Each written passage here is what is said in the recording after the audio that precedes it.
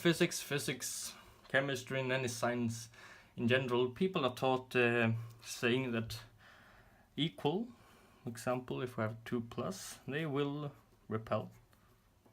So equal repel, and opposite, a plus and a minus, they will attract. But why is this so?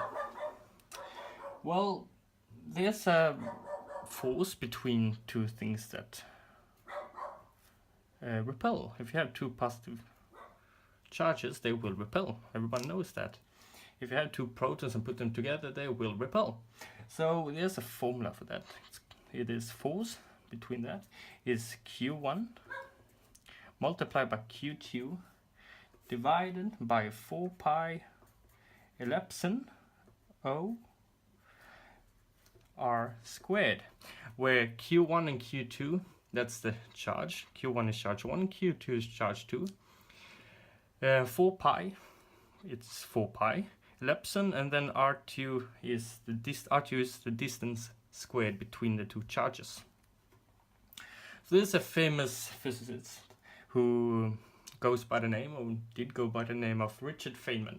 He actually won a Nobel Prize for a thing called quantum electrodynamics, which is the reasoning why things repel. Dr. Feynman actually described this in a new sort of way. He used Feynman diagrams. Feynman diagrams describes what it would need a lot of words to do. So in Feynman diagrams, time is always up. So Feynman diagrams, in them, they describe the two things of the same type of charge, positive or negative. They go in, meet each other, and then something happens and they repel, go out simply. So in Feynman diagrams, particles will be notated as straight lines with an arrow, and bosons will be, gauge bosons more precisely, will be noted as wobbly lines. So this is particles, and this is bosons. So in physics, there were something happened. For every particle, let's take an electron for example, every electron that was created, there were a twin created, an anti-electron, an antimatter electron. So when these two things meet, when an electron and an anti-electron meet, they will annihilate each other and release energy. So this is the energy, my notation for energy. But the question that came to everyone's mind, if this is true, if pair production and pair annihilation is true, how come the universe exists? If you look around your room or wherever you're sitting, the park maybe, you will see stuff. And stuff is made of matter. Not antimatter, it's made of matter. So if every matter is created with a twin of antimatter, how did they not annihilate each other, and why is there not more antimatter than we can actually see? Why is the Earth made of matter? Why isn't there Earth or planet, for example, made of antimatter? People have disagreements, but the general conclusion is something called quantum fluctuations, where there were a small amount of matter particles. There was slightly more matter particles, in fact. Sorry for that phrasing. So the matter particles came to victory over the antimatter particles. So due to this small little fluctuation in particles, the universe exists. Imagine if there were no parent creation, there were only creation of matter. The universe would be so much greater and bigger. So if I have a Feynman diagram here, this is time. Here we have the x-axis. We prepare an electron going this direction here. It has a negative charge, and we prepare another electron with the same negative charge going in the opposite direction here. So they will meet, and something will happen. So they will repel. sort of like magnets do. If you ever try to put two north poles together or two south poles together, they will repel, similar to how electrons repel. So what happens between is that a gauge boson or a virtual photon is exchanged. So why this happens is yet another mystery. Some people find the answer in quantum field theory, which basically describes a very simple description of it, that every fundamental particle, electrons, bosons, everything has their own fields, and everything in the universe is made of fields, and by giving energy to these fields, particles pop into existence. So fields, they can interact with each other. So the electron field interact with the photon field and produce a gauge boson, a virtual photon, and that is this thing here. This is not by any means the final conclusion. This is not the right answer. This is just a theory.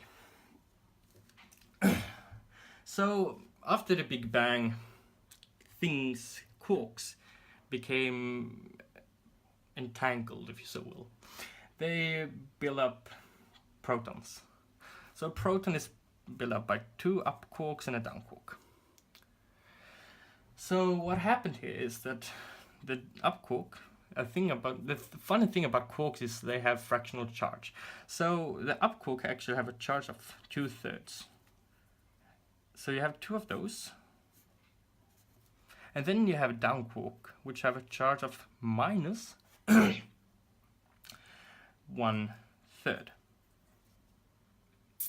And this equals 1. That is +1. So this is why a proton has a charge of +1, because it's made up of quarks, and the neutron has two down quarks and only one up quark. And this equals to minus 1/3, two of those, plus 2/3. And these two annihilate each other, and you are left with 0. So a neutron has a charge of 0. So let's get a new page. So as I mentioned before, when the universe came to existence, quarks became more obvious. Fundamental particles came to existence as well. So these fundamental particles build protons, first of all, only protons. So you had these giant clouds spread out, not evenly, but spread out in the universe. And due to small irregularities in these clouds, gravity worked and pulled differently on them. So you have these clouds of stuff. And when gravity pulls them together, pulls this hydrogen cloud here, put together, it became a star. Maybe this is a better description. So hydrogen became stars, and thus creating fusion force. So in a star you have the gravity and the fusion force. The fusion force acts outwards, while the gravity force acts inwards into the center. So in a star here you had gravity they want to contract the star, and then you have the fusion force that wants to go out of the star. So these two forces cancel out, and the star is somewhat stable. And the funny thing is that we only had hydrogen to begin with. So if you look around, you may see metal or carbon, probably breathe oxygen as well. Well, if you have any sort of basic knowledge of chemistry, for example, you will know that neutrons are a thing. Most atoms have neutrons in them. And neutrons came into existence, due to this process, fusion. So you have your proton. You have your proton here, and the proton will become a neutron. So the proton becomes a neutron by giving out a plus minus gauge boson, which in this case is a W boson. And then this W boson decays and becomes a positron and an electroneutrino. So that is how protons becomes neutrons. Or if you want a simpler route, protons with a positive charge becomes a neutron plus a positron plus an electroneutrino. And the same thing goes with neutrons. Neutrons can become protons as well by you have a neutron. And that becomes a proton. And by doing so, it gives away a gauge boson, W plus minus gauge boson, that decays in this time to electron, negative charge, and anti-electroneutrino. So everything that will happen can happen. Everything that can happen will happen. So given a few things, that the Biron number is conserved, the leptons is conserved, and the charge is conserved. So as I mentioned before, protons are made of 2 up quarks and a down quark. They are held together by gluons. And then the neutron is made of 1 up quark and 2 down quarks, giving them their respective charge. So now when we know what protons are made up of, we can actually rewrite this Feynman diagram in greater detail. So this is an up quark, this is a down quark, and this is another up quark. And this is of course a proton. So the first up quark goes in and goes out unchanged. The second down quark do the same, becomes a down quark again. But this up quark actually becomes a down quark by the emission of a W plus minus boson, which later decays, as I mentioned before, to a positron and an electroneutrino. But the weird thing about this is that the proton has a mass of only 1 GeV, while on the other hand the W boson has a mass of 80 times that, 80 GeV. And if you wonder why we describe mass of particles in terms of energy, gigaelectrovolt, it's due to this very famous equation, E equals mc squared. So where did this particle get all of its mass from?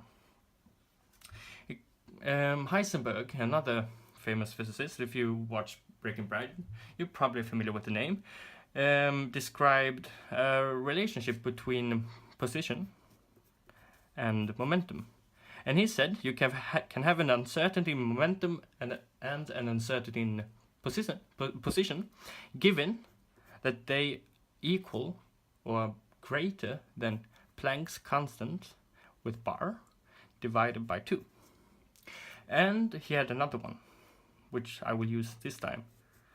That was, you can have an uncertainty in energy and an uncertainty in time, given that they equal or greater than Planck's constant divided by 2, or Planck's constant, or so only Planck's constant, not with bar, divided by 4 pi, that as some people like to describe it. So what this formula tells you is that you can have an uncertainty in energy, given that the uncertainty in time is very small, in order for this formula not to break. So the W boson has a lot more energy than your proton, so it will have a short lifespan of only 10 to the minus 25th of a second. That is quite short. And before it decays into a positron and an electroneutrino.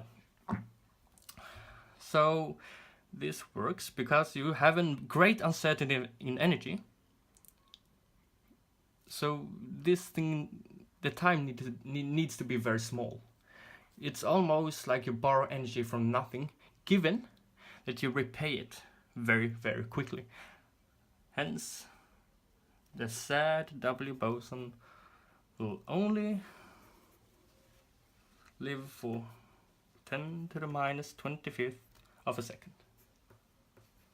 Thank you for listening. Have a great day.